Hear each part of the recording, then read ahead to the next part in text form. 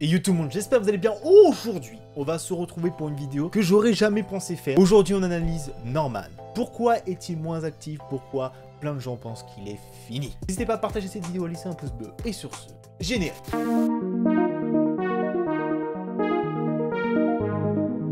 Norman fait des vidéos. Pour beaucoup de personnes, il s'agit du premier gros youtubeur qui est malheureusement en plein déclin. Et je pense que certaines personnes ont un petit peu raison. Tout simplement parce que Norman, je vais vous expliquer en 3 points qui ont fait que pour moi, ça va être très compliqué de revenir sur le devant de la scène. Premier point, alors je sais pas si vous vous souvenez de quelques années, si on remonte quelques temps en arrière, quand il y a eu le balance ton youtubeur.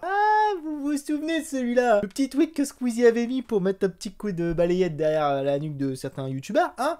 Et au final, ça avait fini en chasse à la sorcière. Ah, fallait trouver qui était le plus gros pervers de YouTube. Attendez, ça sent bizarre tout ça. Ça sent qu'il y a des youtubeurs qui ont abusé de leur notoriété. Et évidemment, parmi tout cela, on avait notamment retrouvé Norman. Alors je sais bien que je veux pas lancer la pierre parce qu'évidemment les témoignages on sait pas si tous étaient vrais ou pas et je préfère pas dire oui bien sûr c'était vrai. Attendez, moi je sens la vérité dans ce truc là. Non, pour moi il n'y a pas de choses et surtout que c'est des accusations qui étaient quand même extrêmement graves. Je pense que s'il y a vraiment eu des accusations et des plaintes qui ont été faites, c'est en cours de procédure, etc. Et voilà, donc on peut faire régler. Il y a eu des documentaires, enfin il y a eu beaucoup trop de vidéos sur ce sujet. Norman, c'était la cible à abattre. Ce que j'ai trouvé, alors ce que je pense c'est que au moins il a le droit de se défendre là-dessus. Je sais pas si les témoignages sont véridiques ou pas. Dites-moi dans les commentaires, donnez-moi votre avis par rapport à ça. Je vais vite changer de sujet parce que je vais parler de choses plus concrètes. Voilà.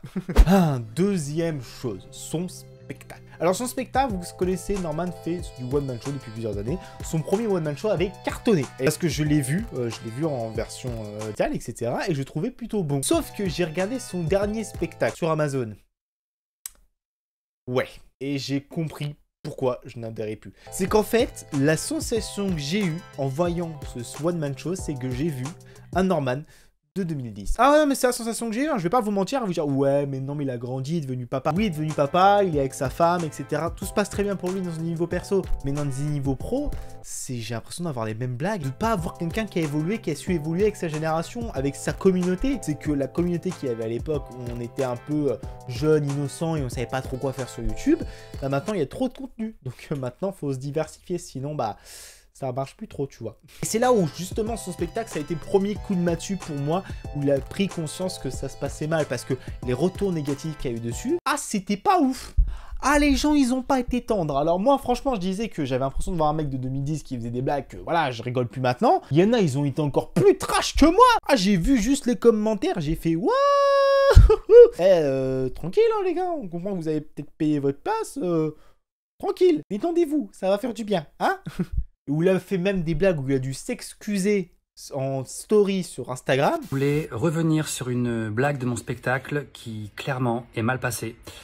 Elle a choqué certaines personnes et c'était vraiment pas du tout le but. Ah ouais, c'est que là vraiment, si t'es obligé de t'excuser des propres blagues que tu fais, c'est que vraiment t'as dépassé t'as dépassé la limite. Tu vois, t'étais là, hop, t'es devenu youtubeur, regarde. Ça y est, t'as passé la trentaine, c'est foutu pour toi, tu t'es pas renouvelé. Et la dernière façon que pour moi, où il y a eu vraiment un truc où là j'étais... Bon, il y avait le signal d'alarme qui était traité. C'était sur la dernière vidéo de Squid Game. J'ai vu un mec... mou. Mais mou! Mais Norman à l'époque il me faisait vibrer, tu vois, quand c'était ses vidéos. Ok, bon c'était un peu pipi caca, ok c'était mignon. Mais au moins à travers ces vidéos j'étais là, j'étais vivant, je vibrais à travers tout le truc. J'étais content de voir ces vidéos, ces courts-métrages, ces trucs qui sortaient de l'ordinaire. Quand j'ai vu ces vidéos Squid Game, j'avais vraiment l'impression, comme j'ai dit avant, de remonter plusieurs années en arrière. Il y a un mec qui avait plus envie de faire des vidéos. Et surtout qu'il y a eu un truc qui là m'a clairement fait comprendre qu'il y avait un gros signal d'alarme qui était tiré, c'est quand il dit cette phrase. Même si cette vidéo n'est pas sponsorisée, malheureusement. Ah d'accord. Donc vraiment t'es à tel point que si tu fais pas une vidéo en partenariat avec une marque, tu feras pas de vidéo. Eh ben on a touché le fond les gars. Et c'est là où je trouve que c'est triste, c'est que là on voit clairement un youtubeur de plus de 11 millions d'abonnés se détruire lui-même. C'est qu'on a vraiment le youtubeur qui donne l'impression que ouais si j'ai pas un chécos à la fin, non. C'est qu'au final, j'ai l'impression que de tout le contenu que je vois sur les réseaux sociaux, etc., c'est qu'il y a peu de marques maintenant qui veulent bosser avec lui parce qu'il ne représente plus l'icône qu'il était à l'époque. Et c'est triste d'en arriver là parce qu'au final, il avait tout pour réussir. Il avait sa famille, son enfant, sa femme, etc. Tout se passait super bien d'un niveau pro. Ça se passe forcément bien pour lui. Il a quand même réussi sur YouTube. Mais au final, d'en arriver là, c'est mon ressenti et j'ai pas honte de le dire. Donc, voilà. Il n'y a pas d'explication à cette fin, mais voilà, c'est tout. Bref les gens, en tout cas, j'espère que cette petite vidéo vous aura plu. Voilà, c'était un petit avant-goût pour essayer d'introduire cette série, pour venir un focus sur un truc, sur un événement particulier, etc. J'espère que celle-ci vous aura plu, n'hésitez pas à me le dire en commentaire. Et sur ce, on se donne rendez-vous pour une prochaine vidéo. Tchuss tout le monde.